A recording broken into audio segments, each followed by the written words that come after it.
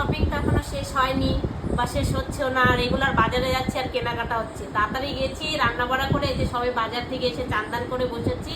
তো পুজোর এই যে দেখো কত শপিং করে নিয়ে আসছি। আজকে কিছুটাও এনেছি, আগেও এনেছি, তো তোমাদের দেখানো হয়নি, তো তোমাদের সাথে আজকে একটু শেয়ার করছি। এই যে দেখো প্রথমে দেখাচ্ছি এই যে একটা শাড়ি, এই শ্রীনিকেতন থেকে বাজার করেছি। এই শাড়িটা নিয়েছি আমার হেল্পিং দিদির জন্য। এই দেখো এটা নিয়েছি আমার হেল্পিং দিদির জন্য। এই যে নাও, আমি তোমাকে পুজোতে ভালোবেসে একটা শাড়ি দিলাম, তুমি কিন্তু পুজোতে পরবে, বুঝতে পেরেছো? খুব সুন্দর হয়েছে শাড়িটা। এই যে এই প্যাকেটটাই করে নিয়ে দিও। নাও দিদির সাথে একটা ছবি তোলো। আর এইটা নিয়েছি আমার জেঠিমা শাশুড়ির জন্য, একদম সব সব শ্রীনিকেতন থেকেই বাজার করেছি।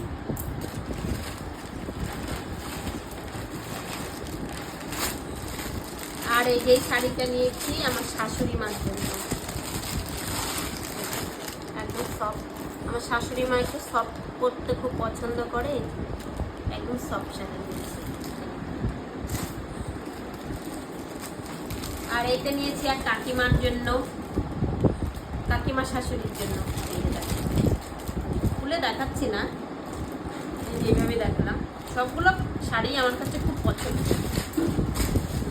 আর শেষমেশ আমি একটা শাড়ি নিয়েছি। আমি তো শাড়ি সেরকম পরি না, তবু একটা বর বললো নাও শাড়ি পরো না, তাতে কি হয়েছে, একটা শাড়ি পরবে, একটা নেবে। এই যে দেখো আমি হোয়াইট কালার এটার মধ্যে নিয়েছি, ওই অষ্টমী বা পুজো পুজো পারপাসে পরার জন্য। শাড়ি তো সেরকম করতে পারিও না, তাও নিয়েছি। তো আমার শাড়িগুলো কেমন হয়েছে অবশ্যই তোমরা কমেন্টসে জানিও। চলো এখন টাটা।